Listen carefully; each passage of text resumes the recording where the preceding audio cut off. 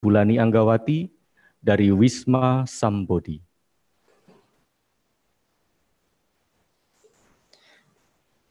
Ya, selamat pagi Ibu Bapak, saudara-saudara yang harus bahagia karena jurus 3 hoki seperti biasa.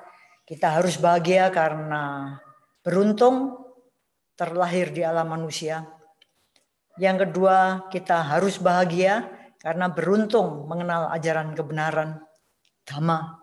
Dan yang ketiga, kita harus bahagia karena masih hidup sehingga masih punya kesempatan untuk mencari pesangon pindah alam. Ibu Bapak, tidak terasa kita sudah masuk di bulan Agustus. Kalau nggak salah, acara Zoom Dhammadisana ini sudah dimulai pada awal Mei. Jadi udah Mei, Juni, Juli. 3 bulan, bus, sudah Agustus. Ada makna dari keberuntungan yang ketiga tadi. Kita beruntung masih hidup. Karena baru saja ada seorang sahabat yang kehilangan ayah kandungnya. Tiba-tiba lenyap dari alam manusia. Yang menarik adalah sahabat muda ini itu sudah selalu mengikuti Dhammadisana sejak Mei yang lalu. Dan menarik bahwa respon emosi terhadap bencana ini, karena ayahnya ada di Pulau Kalimantan, jadi nggak bisa ada yang dilakukan. Saya tanya, piye rasane? Ya sedih, tapi ya inilah anicca. Wush, saya kaget. Kok bisa kayak gitu ya? Jadi padahal anak ini sebenarnya agak melankolis, melo-melo gitu. Biasanya tuh, wah sangat terombang-ambing oleh emosinya. Tapi kelihatannya Dhammadisana ini ada maknanya, ada gunanya, ada manfaatnya. Maka saya pikir sungguh beruntung kita mengenal Dhamma. Yang sudah pindah alam, mau apa lagi? Tapi kita yang masih di alam manusia ini, masih hidup dan masih waras ini, itu tiba-tiba merasa, iya ya, bapak saya sudah tidak punya kesempatan lagi. Cuntel, habis. Tapi saya masih punya banyak kesempatan. Yang muncul bukan kesedihan, malahan semangat. Itu yang dia sendiri merasa aneh. Saya sedih ya, sedih loh Jilan. Tapi kerjaan semuanya beres. Nyapu ya tetap nyapu. Persiapan ya tetap persiapan. Kok enggak ada sesuatu yang membuat terpuruk? Itu saya anggap, wah ini orang beruntung sekali ya. Mengenal Dhamma. Ada kata-katanya yang menurut saya agak celes gitu ya. Celesnya bukan celes sakit, tapi celes aduhai. Dia katakan, terima kasih ya. Sudah memperkenalkan saya pada Dhamma. Betul?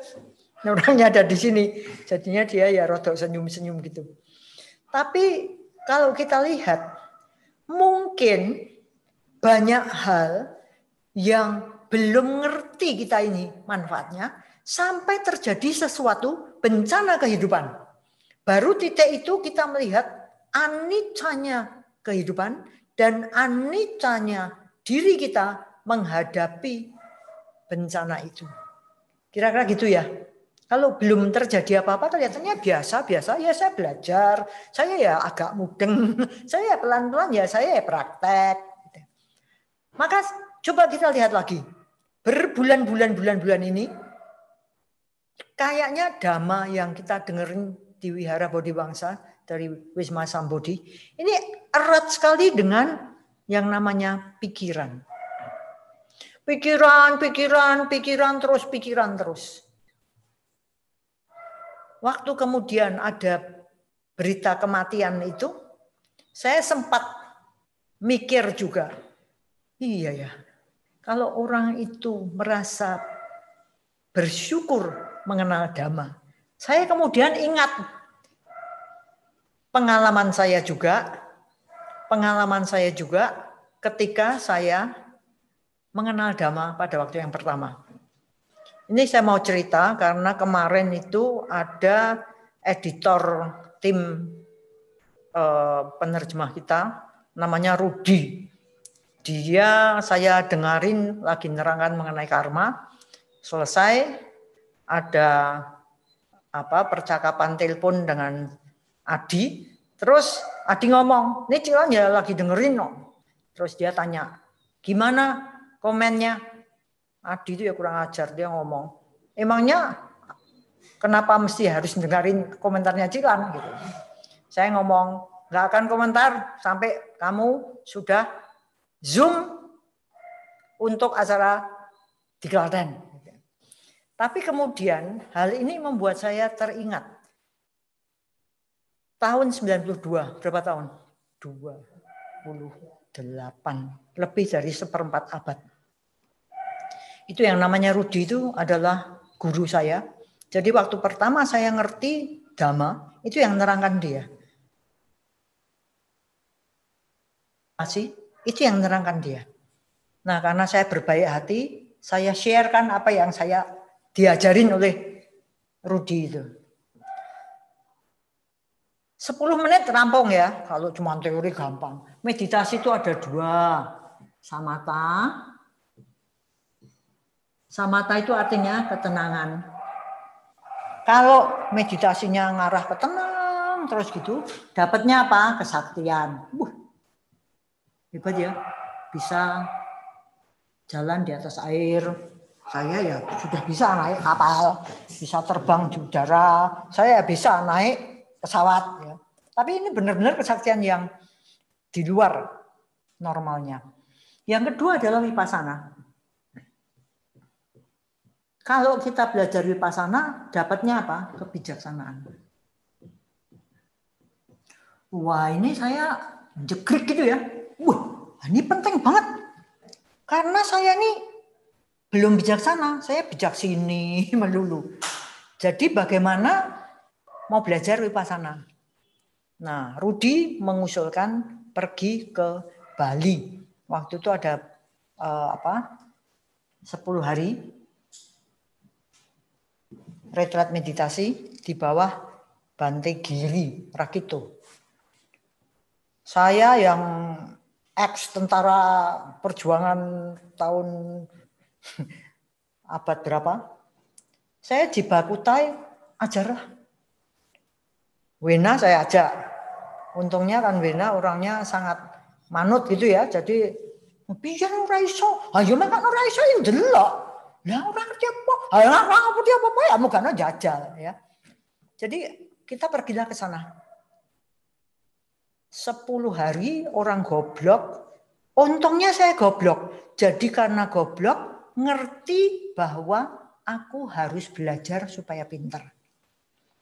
Oleh Bante Giri diomongin bahwa ya 1 jam duduk, 1 jam jalan, tidak ada yang ngawasi, kamu sendiri yang menjadi pengawas diri sendiri.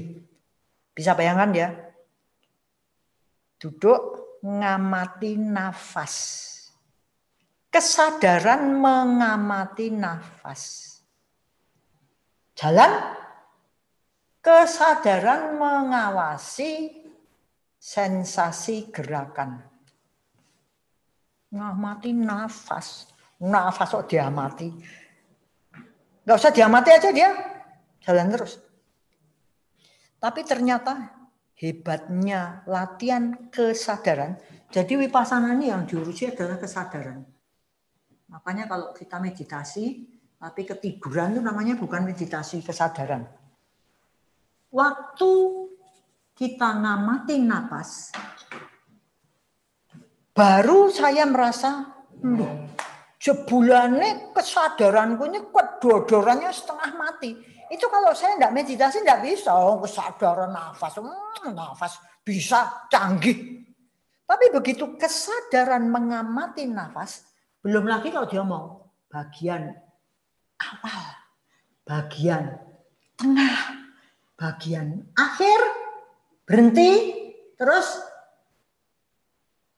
awal, tengah, akhir. Terus ini ternyata belum sampai sepasang aja pikiran sudah kesana kemari.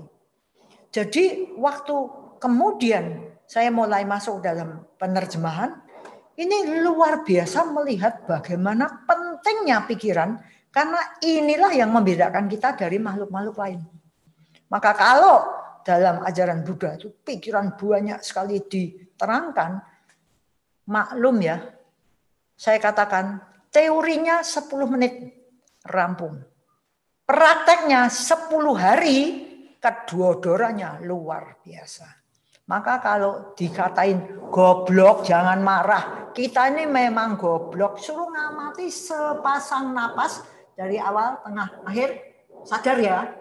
Terus sekarang tengah, awal, akhir. Gimana?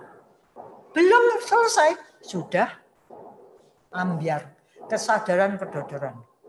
Jadi kembali, mungkin memang amat sangat perlu kita mengadakan waktu untuk meditasi. Mari kita lihat, ya. Mari kita lihat. Kalau tadinya beberapa minggu yang lalu kita sudah bicara tentang pikiran, coba kita lihat. Pada waktu kita ini melatih kesadaran, itu ngerti loh kita bahwa sifatnya kehidupan itu anicca. Itu baru ngerti secara bhavana maya panya, kebijaksanaan yang memang kita alami. Jadi kalau kita lihat yang namanya kebijaksanaan, gitu ya. Ini ada 3. Kebijaksanaan pertama, level rendah, itu adalah sutta mayapanya. Jadi seperti saya ini belajar, dengerin, baca, itu baru level mudeng, paham, kebijaksanaan saya ambil pada level pinjaman. Ini bukan saya yang punya, saya cuma minjem. Tahu, oh ya, saya sudah dengar itu. Oh ya, saya sudah baca. Tapi kalau kemudian ini saya renungkan, saya diskusikan, saya pikir-pikir lagi, saya masuk pada kebijaksanaan level 2. Yaitu cinta mayapaya. Ini levelnya naik, bukan pinjaman, tapi sudah intelektual. Sudah lebih meresap ke dalam intelek. Yang ketiga, bhavana mayapanya.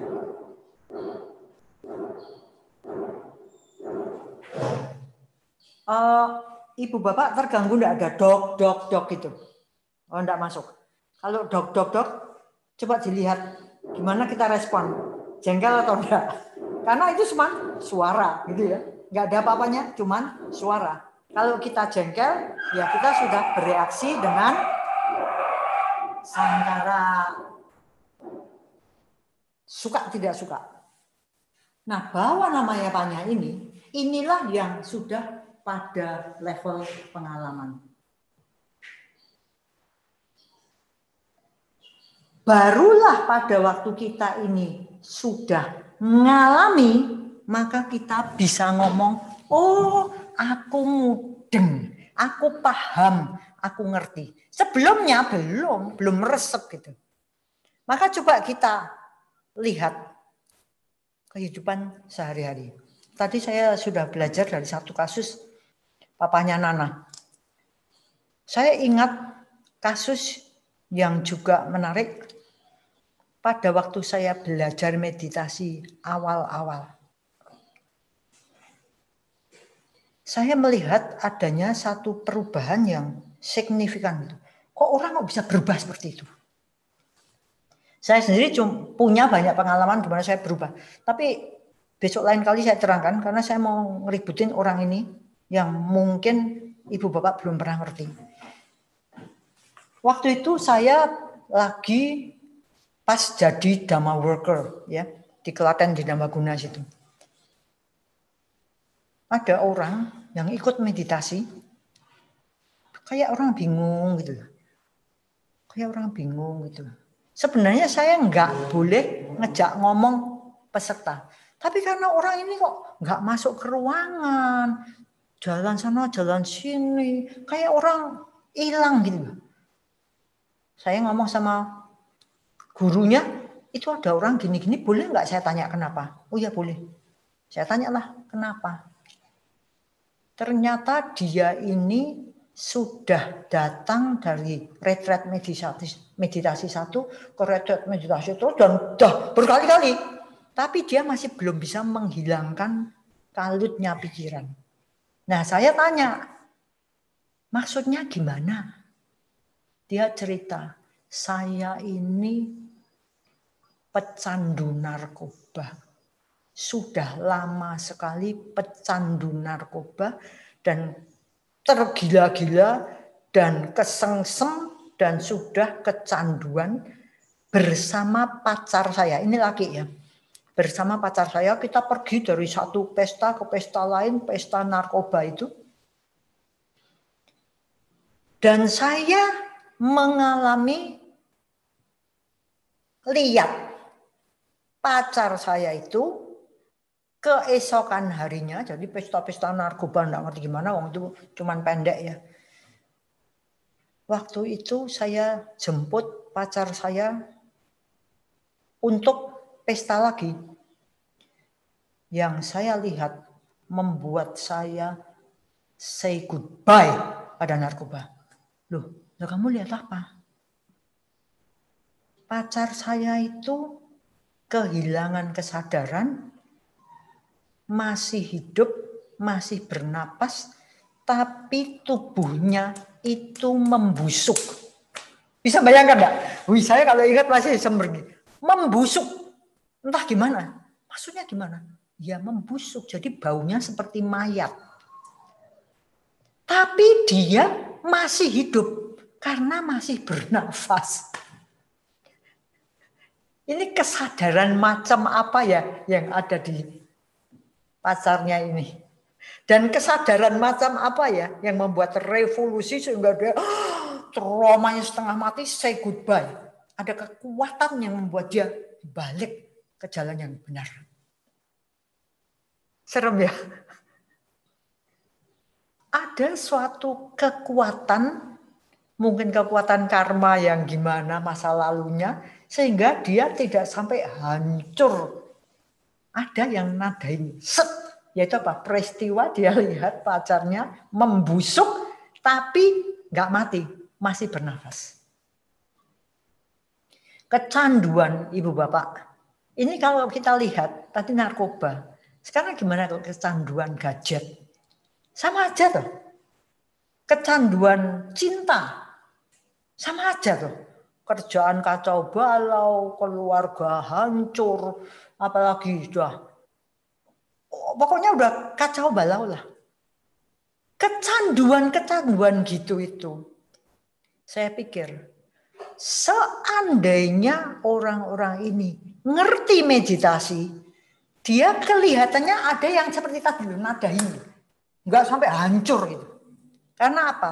Karena dia tahu tekniknya memotong kecanduan. Kembali dari mana? Dari pikiran. Maka kalau kita ini ngomongkan pikiran terus, bukan berarti bahwa ini membosankan, karena semuanya itu apapun tindakan kita, fisik, ucapan, itu selalu dimulai dari pikiran. Nah, minggu ini Ibu Bapak boleh memberikan ucapan selamat untuk Adianto dan Endang Widyawati karena ada teknik baru di sini. Ya, kita pakai 2 kamera ceritanya kayak gitu. Jadi ada yang jalanin ini materi tentang pikiran. Endang sudah hafal, jadi dia yang operate. Coba kita lihat. Review ya. Kenapa kok pikiran kita pentingkan? Ajaran pertama dalam Dhammapada adalah pikiran adalah pendahulu, pemimpin, pembentuk, pencipta dari semua tindakan. Bila dengan pikiran jahat manusia berbicara atau bertindak, maka penderitaan akan mengikuti bagaikan roda kereta yang mengikuti jejak kaki lembu yang menariknya. Gak bisa? Gak. Pasti ikut. Jadi satu paket. Gak bisa. Aku mau seenakku sendiri, nyakitin orang ya seenakku sendiri, tapi aku ingin bahagia. Gak bisa. Penderitaan akan mengikuti. Sebaliknya, bila dengan pikiran baik manusia berbicara atau bertindak, maka kebahagiaan akan mengikuti bagaikan bayang-bayang yang mengikuti badan. Hebat ya? Itu terkenal sekali bagi orang yang agamanya Buddha, ini sudah hafal, tapi karena banyak yang beragamanya bukan Buddha, maka mungkin ini hal yang baru. Nah, tadi saya katakan bahwa bisa ke sini.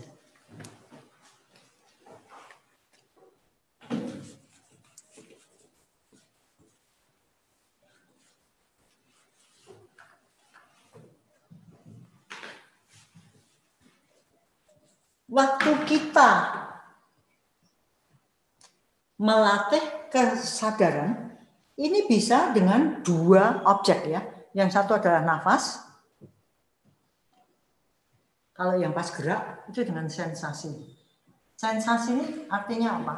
Apa yang terasa di tubuh. Bukan sensasi, bukan ya. Ini sensasi ini kalau bahasa Jawanya rasa. Ini ada 3, yaitu menyenangkan. Jadi bukan perasaan ya. Menyenangkan, tidak menyenangkan, dan netral.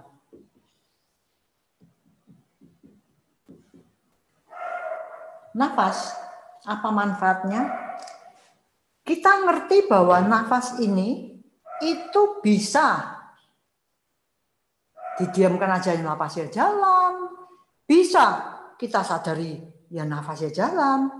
Jadi kalau kita lihat nama dan rupa, manusia itu kan isinya cuma nama dan rupa.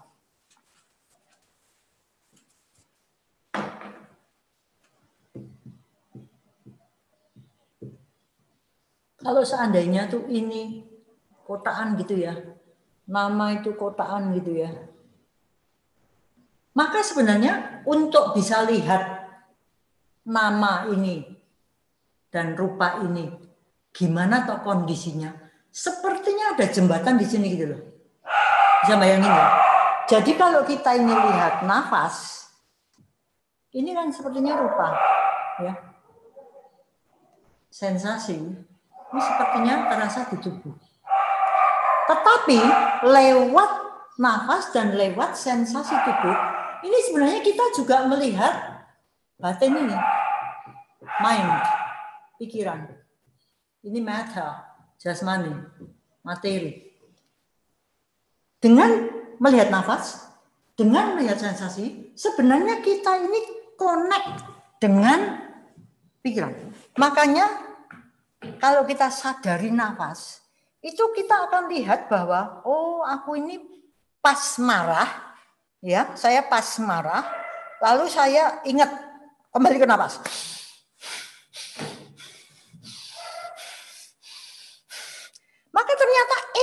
emosi tadi ya. Emosi bukan perasaan loh ya. Emosi ini sangkara ya.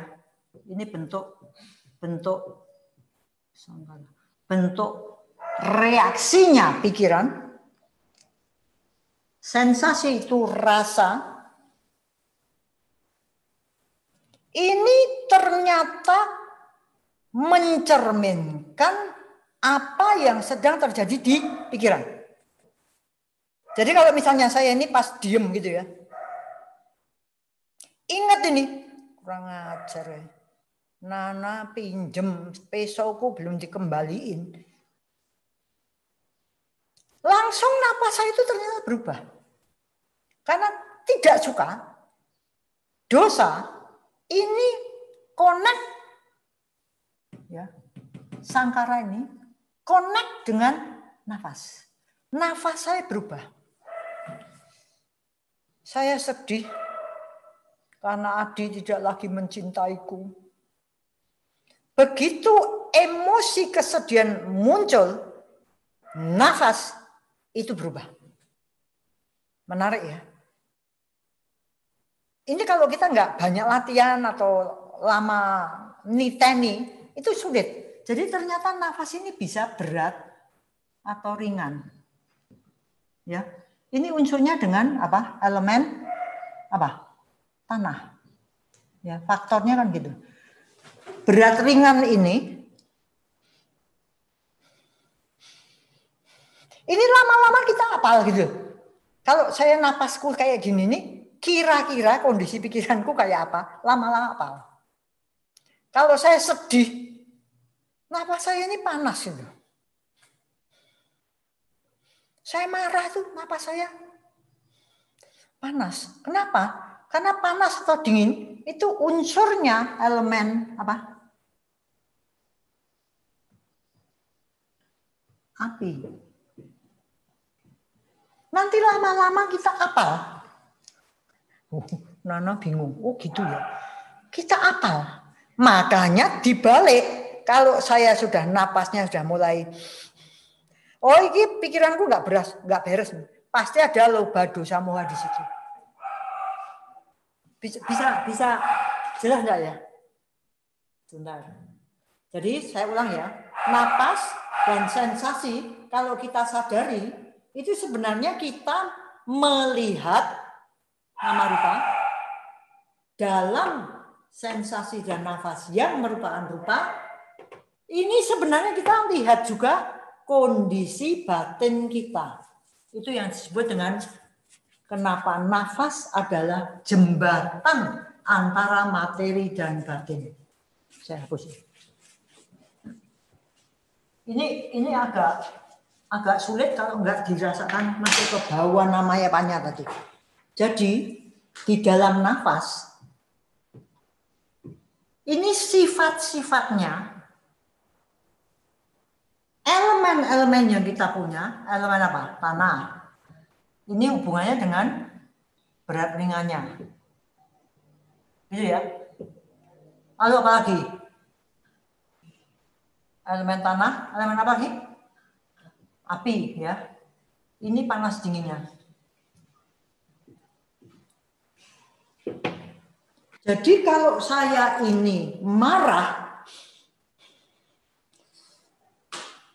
panasnya ini di napas itu terasa. Mosok, ya udah jangan lihat napas, lihat sensasi. Ini lebih jelas lagi. Kalau saya tadi tanah tadi apa? Misalnya sedih gitu aja ya. Kalau ini misalnya marah gitu ya. Kalau kita marah, napas, mosok toh napasnya panas atau dingin? Ya udah nggak usah diurusin. Marah ini coba kita hubungan sama sensasi. Kalau kita pas marah, itu unsur apinya jelas sekali. Bisa lihat enggak itu?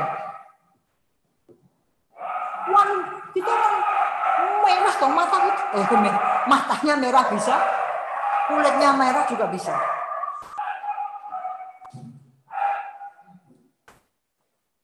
Anjing, memang itu anjing ya. Tapi jangan dianggap apa-apa, itu adalah suara yang masuk ke dalam gendang telinga. Jadi enggak apa-apa, biarlah demikianlah adanya.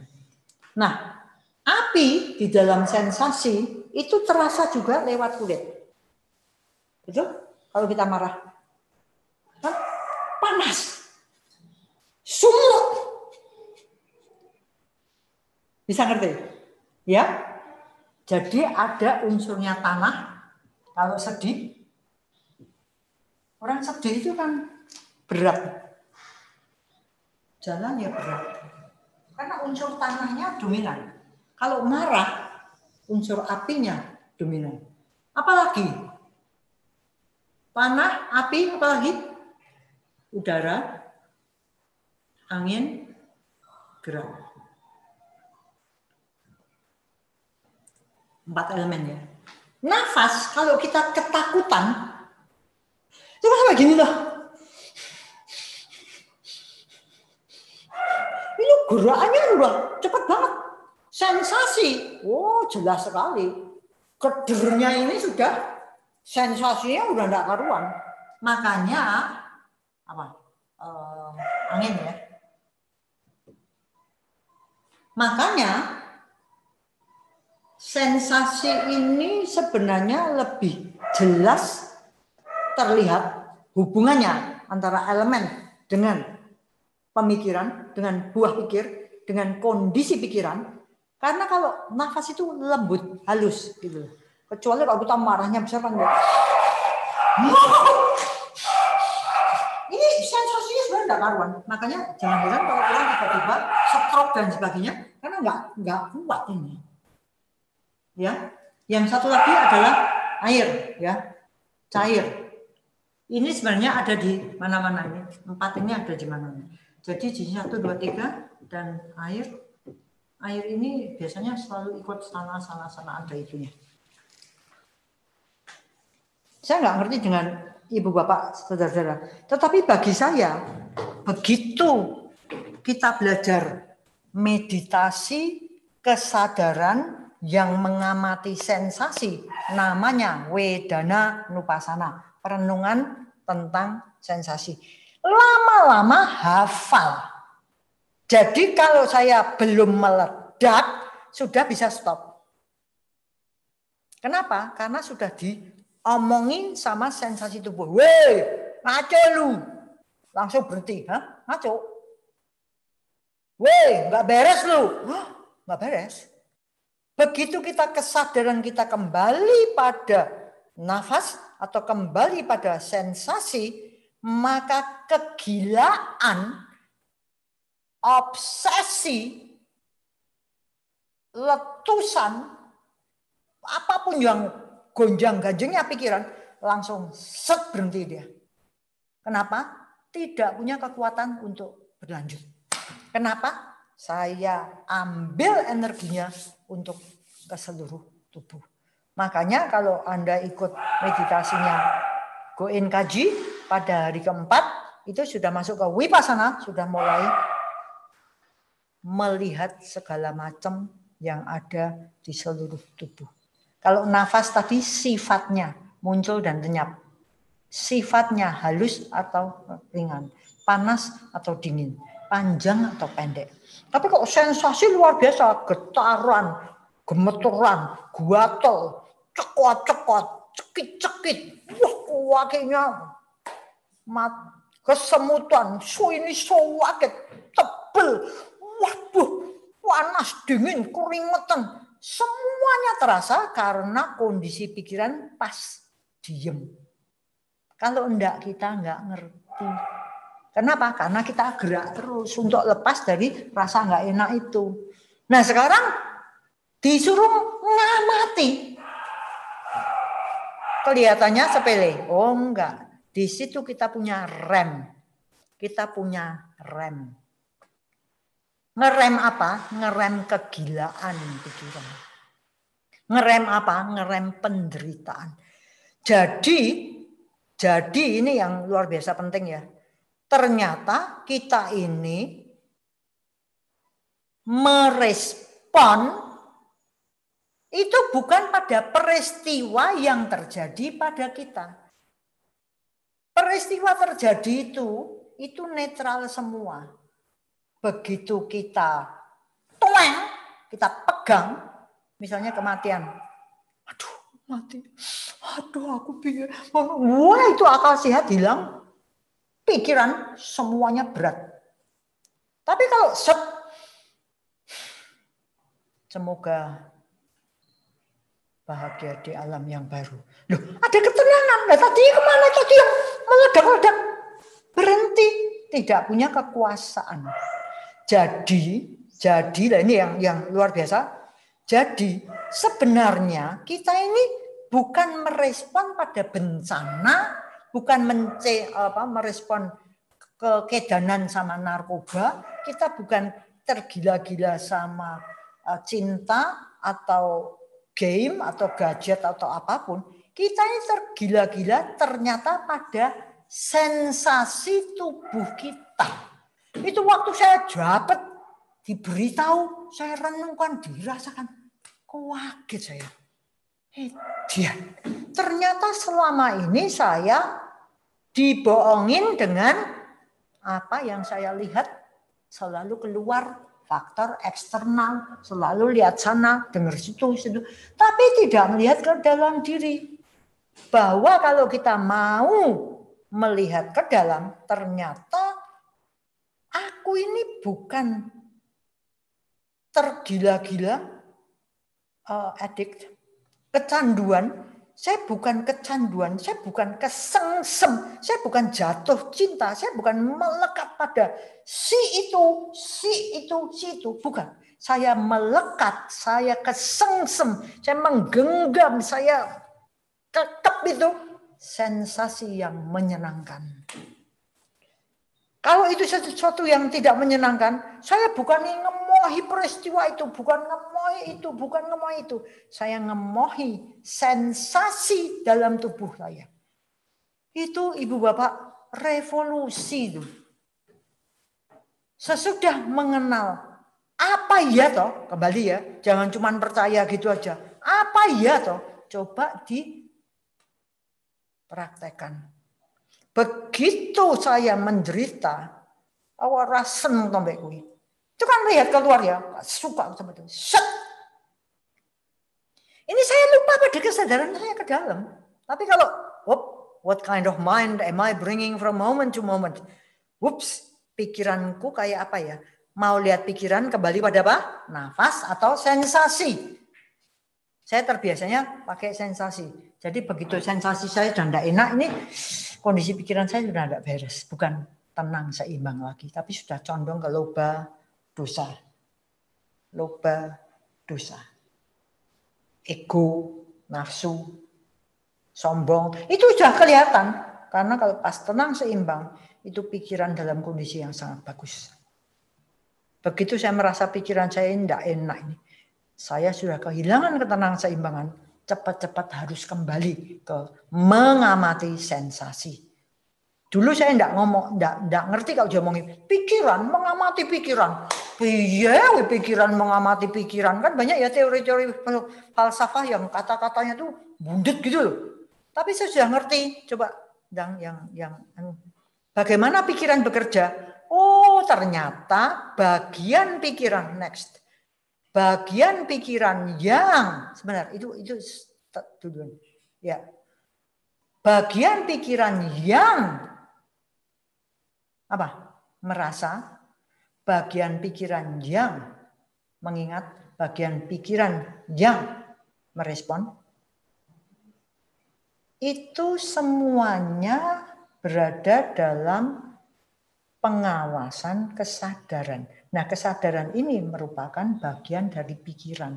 Makanya itu istilah pikiran dalam pikiran. Pikiran mengamati pikiran. Itu bundet kalau tidak ngerti bahwa pikiran itu punya 4 departemen atau 4 cara kerja. Yang ini kesadaran murni, ini apa tadi? Winyana, apa? Sanya, itu persepsi, ingatan, terus apa? Wedana, itu yang merasakan, dan yang keempat biang keroknya ini, sangkara. Jadi kita lihat, kenapa kok kita ini penting sekali belajar tentang pikiran. Karena sebagai sahabat, jangan ngomong ya aku ora duwe kanca, piye toh? Aku kesepian seorang diri, piye toh? Kita ini selalu punya sahabat dan kita ini selalu punya musuh. Siapa sahabat kita? Pikiran yang terlatih dan terkendali. Itulah sahabat terbaik. Membawa saya pada hal-hal yang baik. Tapi saya juga kalau nggak hati-hati punya musuh terburuk. Apa itu? Pikiran yang tidak terlatih dan tidak terkendali. Sas. Ngerti ya bahwa aku tidak pernah sendiri. Jadi jangan takut kalau nggak menikah. Jangan takut kalau berada di rumah sendirian. Aku kesepian, gombalamoh. Kita punya sahabat terbaik atau kita selalu berada dengan musuh terburuk. Tinggal milih yang mana. Sampai di situ? Next. Ini kembali ya, cuman saya ingatkan karena biasanya lupa. Maksud saya biasanya lupa. Tapi kira-kira Anda juga lupa. Yang namanya manusia itu cuman nama dan rupa. Kalau yang mati itu sebenarnya rupanya kan gitu ya. Karena itu selalu deteriorate, melapuk. Tapi yang namanya nama ini terus rohani, batin, hati nurani, pikiran. Itu yang disebut sebagai batin dan materi. Selalu berubah-ubah, maka tidak ada aku yang kekal tadi loh. Bisa ngerti ya? Minggu lalu kan kita bicara tentang aku. Maka aku yang kekal itu nggak ada. Itu berubah terus. Maka jangan ribut dengan ya maleh. Aneh. Jadi nggak ada lagu aku masih seperti yang dulu, goblok, nggak ada. Ya, kita semua berubah terus. Cuman bisa berubah baik atau berubah buruk. Yang baik berubah lebih baik, yang buruk berubah lebih buruk, itu namanya juga berubah. Next please. Nah, kalau kita ngeributi dengan pikiran, tadi diomongkan nama itu pikiran, maka kembali ada 4 bagiannya. Winyana itu kesadaran murni, sanya itu pencerapan atau ingatan, wedana itu perasaan di tubuh, sensasi ya bukan emosi ya. Sedangkan sangkara ini yang emosi, bentuk pikiran, buah pikir, pemikiran dan sebagainya. Sampai di situ, kalau ditanya, lah nek iki aku kroso, merasa, siapa yang merasakan? Jawabannya apa? Wedana yang merasakan. Aku berpikir loh, yang mikir siapa? Ya pikiran dengan toeng cepat sekali. Wush, toeng. Tapi kita lihat sangkara itu tidak bisa muncul tanpa adanya kontak indera. Oh, mudeng ya. Bisa ngerti ya. Yang berpikir siapa? Pikiran. Caranya kerja gimana? Ada indera, ada objek, ada kesadaran, tuing muncul pemahaman, sanya. Begitu sanya muncul, mungkin next ya. Begitu sanya muncul, menimbulkan evaluasi, good, not good, neutral. Bagus, tidak bagus, netral. Langsung diikuti wedana, menyenangkan, tidak menyenangkan, netral. Muncul sangkara karena berespon. Ini tadi coba saya lihatkan ya. Ini dibikin waktu saya lagi gila teori itu. Jadi winyana, kesadaran murni, ini fungsinya mengkognisi, melihat, mengetahui apa adanya. Makanya ada objek, ada indera, ada kontak, ada kesadaran. Sifatnya benar murni. Nilainya karma 0, tidak menghasilkan buah. Semua orang sama. Itulah yang disebut kebenaran mutlak karena benar-benar betul. Gitu ya. Tapi habis winyana bekerja, sanya yang mengikuti, ini sudah bukan lagi kebenaran mutlak. Ini sudah kebenaran sebagian. Jadi disinilah kenapa kita bertengkar. Karena orang itu sanyanya, mencerapnya, bercampur dengan ingatannya tidak sama. Makanya tidak benar. Fungsinya apa? Merekognisi, mengenali, memahami menurut yang sudah diketahui. Bercampur dengan pengalaman lampau. Makanya saya bisa endang apa ora? Endangnya apa ora? Endang. Ngono ya apa kuwi? Kenapa? Karena pacarnya direbut endang. Jadi endang itu jelek. Sebaliknya, wah endang orangnya baik. Kenapa? Nah kemarin saya dijajak ke pizza. Fungsinya merekognisi, mengenali kembali. Sifatnya tidak benar-benar benar. Kenapa? Karena sudah tidak murni. Kenapa? Sudah tercampur. Tapi karena ini jerat ini masih nol, tidak menghasilkan buah. Lanjutannya ini mengevaluasi dengan perasaan tubuh, sensasi, bukan emosi. Fungsinya ngapain?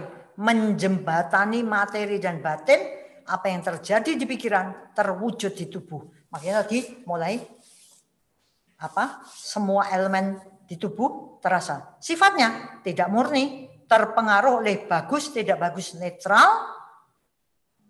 Dari mana itu? Dari sanya. Ya, lanjutannya apa?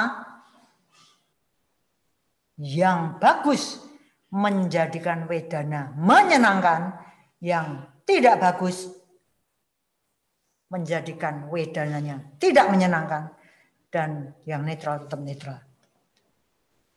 Jebret wedana selesai, sangkara. Ini buah pikir, bentuk pikiran, perasaannya emosi, bukan perasaan yang tadi sensasi ya.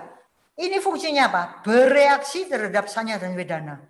Melekati yang menyenangkan dengan loba, mau lagi. Melekati yang tidak menyenangkan dengan dosa. Mandek, stop. Dan mengembangkan ego. Aku kan hebat. Nomor 1. Sifatnya apa? Ini yang penting. Sangkara itu bersifat liar, tidak terbatas, gila, berlipat ganda, sama sekali tidak benar. Dan itu bukan aku. Jadi jangan ngomong, aku kok wong jahat mentoh. Karena pikiran kita pas jahat. Bukan, ya ini sangkaranya pas jahat. Bukan aku jahat. Atau aku wong apik banget loh, ora pernah aku ki iri. Apa iya?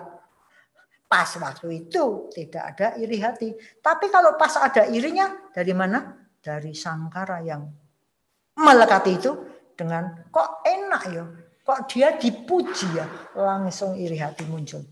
Nah, ini ya, kalau kita di dalam meditasi, begitu wedana muncul, secara umum, secara wajar, secara biasanya, wedana, pacaya, tanha. Tanha itu apa? Kehausan. Tanha itu apa? Nafsu. Maka di dalam meditasi vipassana, wedana disadari supaya memotong tanha ini tidak bereaksi. Jadi berhenti di sensasi. Oh, rapena. Ngamati sensasi. Ini tidak bisa stop. Ini tidak bisa berlanjut. Kenapa? Karena tahtanya pikiran diambil alih oleh kesadaran. Makanya wedana menyebabkan panya. Maka yang kita lakukan bukannya bereaksi, tapi beraksi. Kenapa? Karena pikiran bebas dari loba, bebas dari dosa.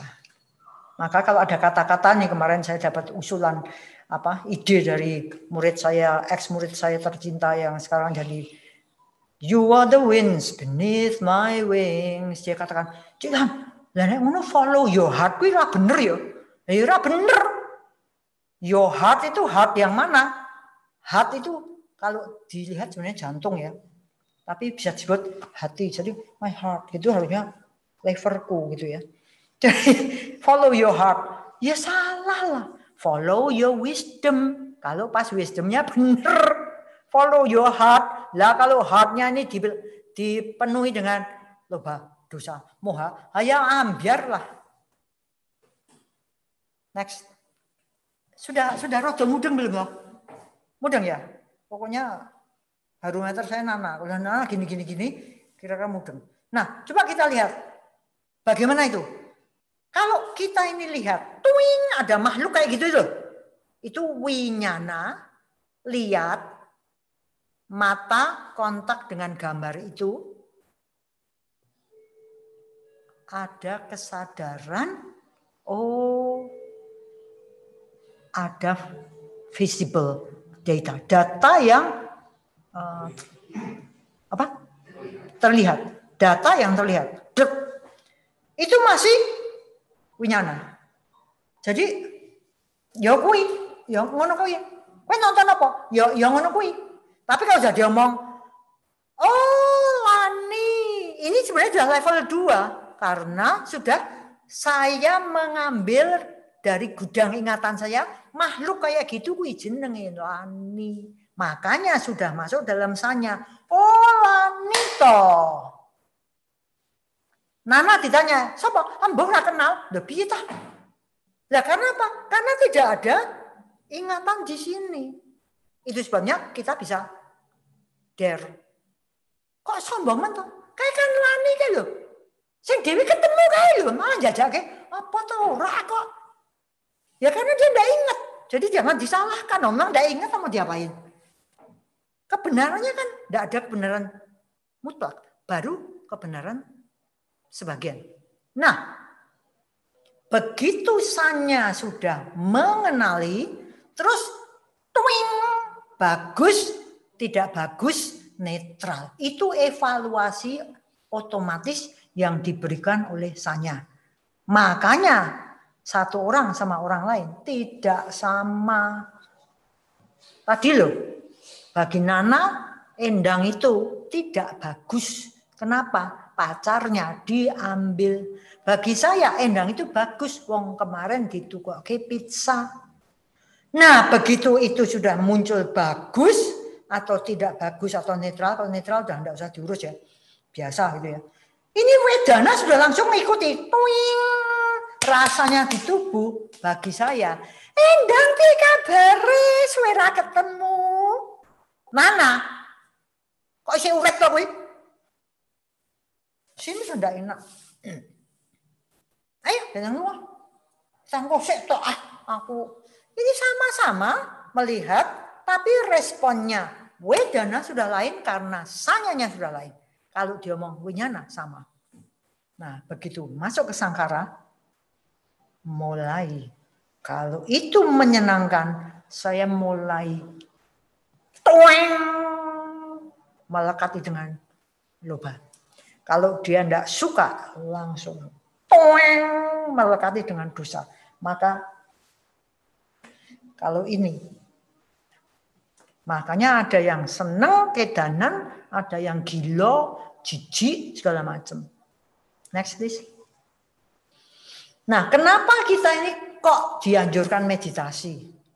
Ya, karena kalau kita enggak meditasi, terpaksa diem. Kalau kita enggak terpaksa diem, kita ini selalu gerak, kita ini selalu pergi, kita ini selalu berubah, kita ini selalu pokoknya moh, diem itu moh. Karena apa? Karena pikiran harus minta dikasih makan terus.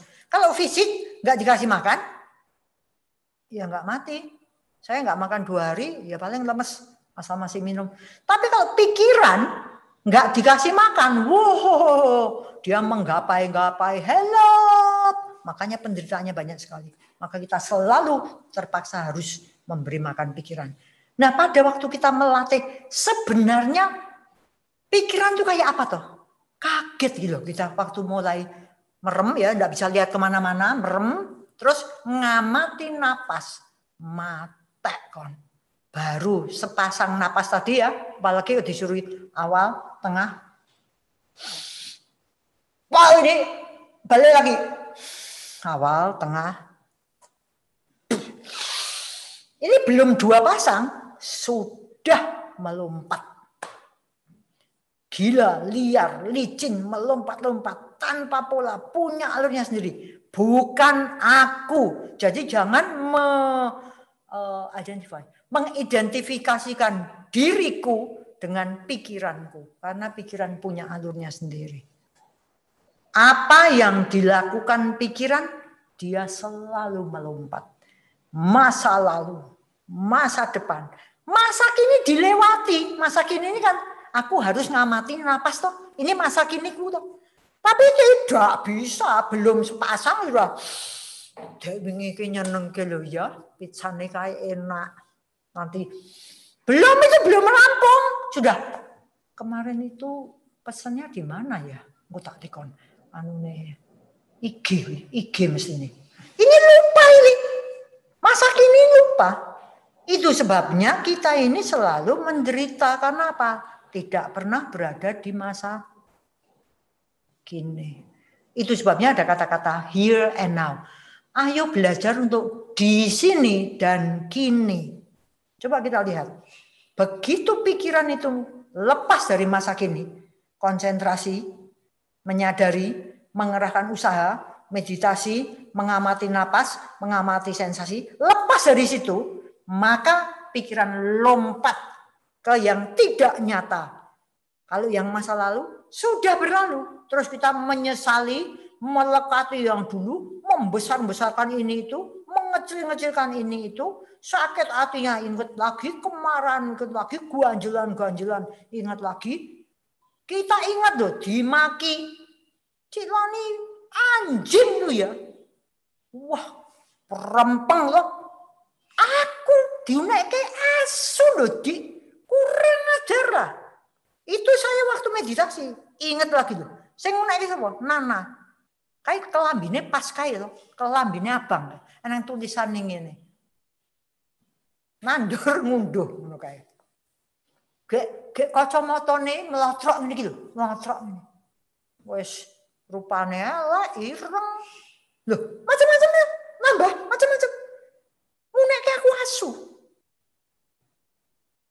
Lepas dari meditasi, sedih. Coba tendang, aku diarani asu. Udah berapa 3 kali? Ketemu adik. Bangetan politik. Kayak pada bocah tak turun, aku mau dipisu-pisui asu 4 kali. Jadi saya itu mengulang terus. Si Nana suatu ketika ditegur sama Endang. Nah, kowe iki ngono kayak asu Cilan. Enggak. Dia sudah lupa. Tapi saya terus mengulang-ulang dan saya menyalahkan Nana. Aku menderita karena diunekke asu. Makanya beli Asus, itu asunya banyak, pakai S gitu ya. Dendam 7 turunan karena benci, dendam 7 turunan. Itu orang goblok toh. Dendam 1 kali kehidupan aja sudah menderita. Wah, 7 turunan. Itu sama dengan orang yang membunuh berapa kali terus mendapat hukuman 7 lifetimes. 7 kehidupan. Saya ngekek kayak kepi itu. Oh mungkin itu ya. Dia lahir kembali dalam posisi yang sial sampai dihukum sana hukum sini. Kira-kira dia belum habis dihukum waktu masa lalu. Suatu ketika kalau kita bicara tentang pindah alam menyenangkan ya. Baik kita hati-hati. Gimana kalau perginya ke masa depan? Kembali tidak nyata. Terus besok toh, kalau anu toh, besok 5 tahun lagi toh, sebulannya sesuai mati. Tidak ada gunanya. Belum terjadi. Tapi enggak khawatir, takut, tegang, mimpi. Padahal ada kata-kata life happens when we are busy making plans. Kehidupan ini terus berlalu. Sementara kita sibuk bikin rencana-rencana, kita tidak hidup. Kita dalam kenangan doang. Itu apa tuh? Nah itu senengannya bahasanya gitu. Lah kalau umpamanya, padahal menurut riset yang namanya kekhawatiran itu 80% tidak terjadi. Tapi hobi kita memang menderita. Tapi nek diunekke lang kowe iki hobine menderita, ngamuk lah aku. Edan apa piye? Dadi wong kok hobine menderita kok wong edan. Lah, dendam 7 turunan. Lah, nggak bisa hidup di masa kini. Lah, yang nyata kamu buang. Next, please.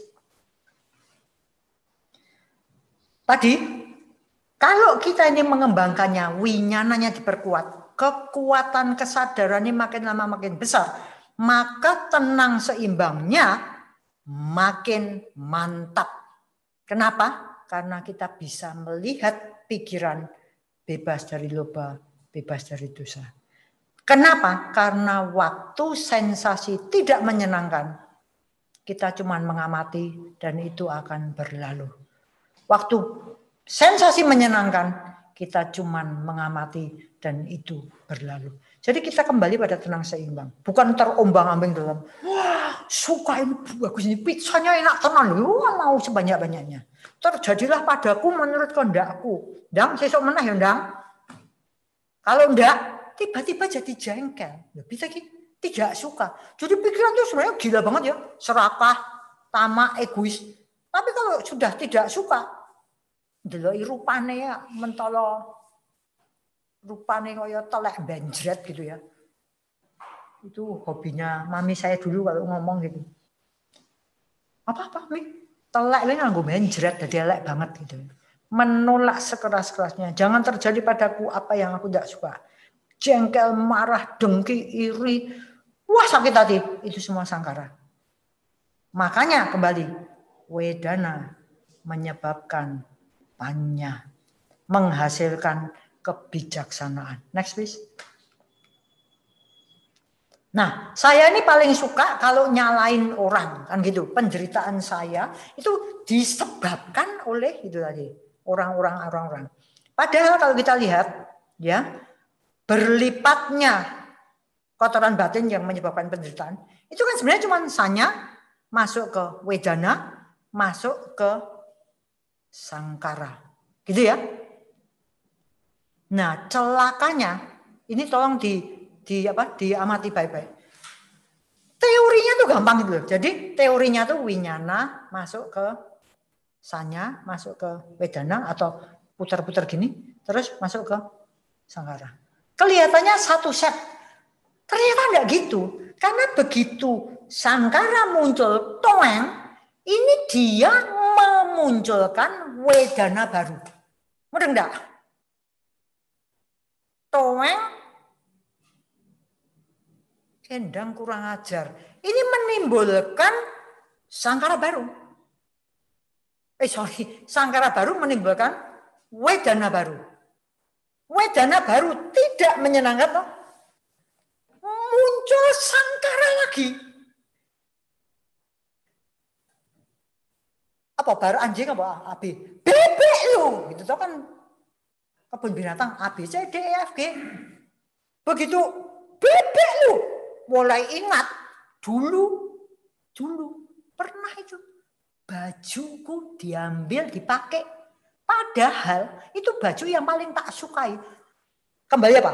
Sangkara toeng, wedananya muncul lagi. Bisa ngerti? Jadi sangkara wedana ini terus makin lama digodok, dimunculkan sampai next please. Sampai yang terjadi itu gini. Sangkara menimbulkan wedana. Wedana yang menyenangkan menimbulkan sangkara aku mau lagi, loba. Kalau wedananya tidak menyenangkan menimbulkan aku tidak mau, dosa. Dari situ muncul lagi sangkaranya, gelundung lagi masuk ke wedana. Yang tadi mau lagi, wedananya makin menyenangkan, makin sangkara lagi. Sangkara masuk wedana lagi. Begitu terus-menerus sampai kita sadar. Sudah, kalau kita meditasi sudah. Tiba-tiba kesadaran. Set. Ayo amatin napas. Ya, lali.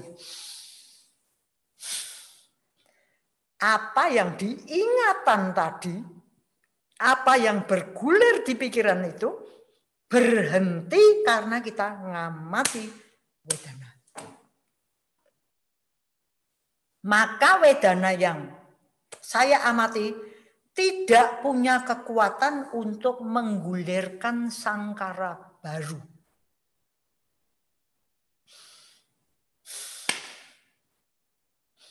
Oh, ini isek panas sih. Peristiwanya udah hilang.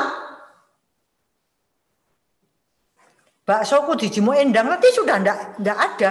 Kenapa? Karena kesadaran saya ngamati wedana. Ibu bapak, itulah sebabnya penderitaan berhenti karena teori pikiran. Dan kalau kita sering meditasi, maka lama-lama kita hafal dengan kondisi sensasi kita, sehingga kita tidak mulak-mulak, enggak bergolak kayak dulu sebelum kita ngerti bahwa kesadaran harus dibawa melihat what kind of mind am I bringing from moment to moment. Macam apa pikiran yang aku bawa dari saat ke saat. Caranya amati sensasi atau amati napas. Karena nafas dan sensasi kaya nupasana dan wedana nupasana, perenungan tentang fisik dan perenungan tentang sensasi, ini adalah jembatan antara pikiran dan fisik, mind and matter. Dengan adanya kesadaran bahwa wedana kita sadari, sangkara tidak punya kekuatan untuk berguling lagi, dia berhenti, penderitaan lenyap. Ibu bapak, next, sudah. Itu teorinya lenyapnya penderitaan karena kita membawa kesadaran pada sumbernya, yaitu wedana. Begitu wedana kita amati, pikiran lerem, lega, luas, longgar. Jangan heran kalau lebih banyak senyum, sehingga wano berparas bagus. Ya, saya mau mengakhiri dengan puisi yang indah. Saya tidak mau kalah sama Endang yang selalu punya dongeng-dongeng indah. Kemarin saya ngomong sama Endang, "Mbok yo diganteni lho."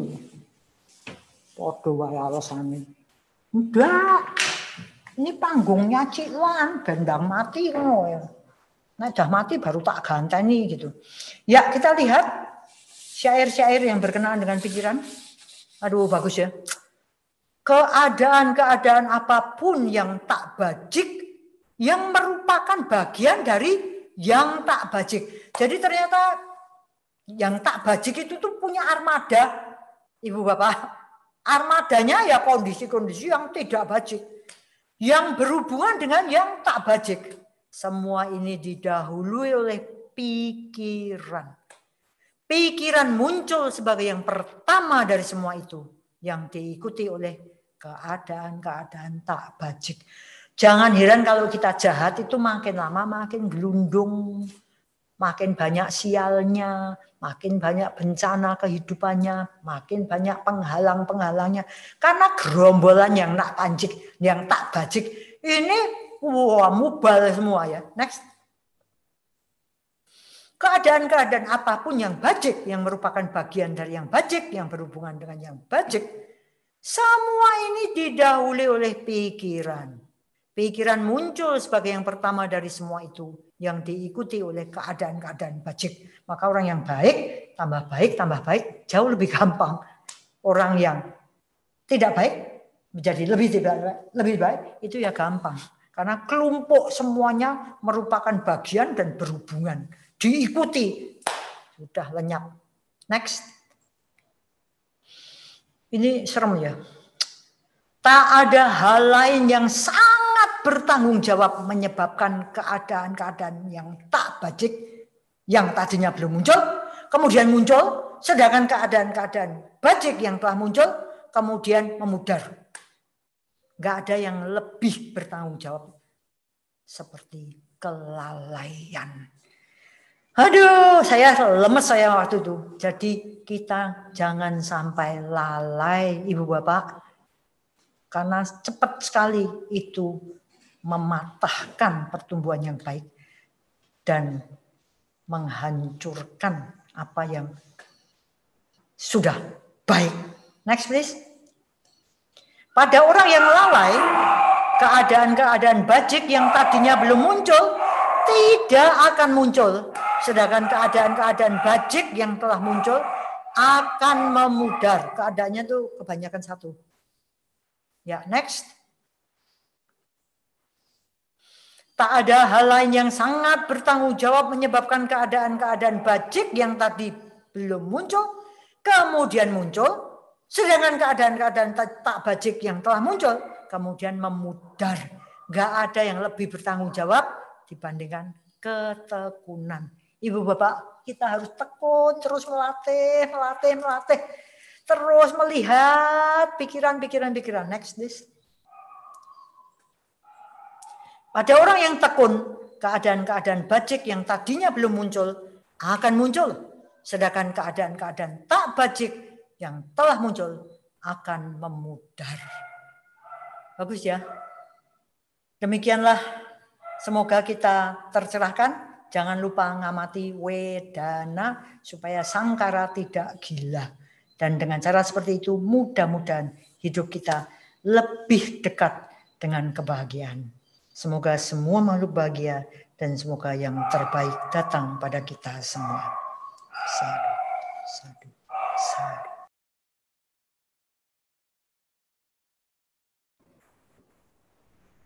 Bapak, Ibu, dan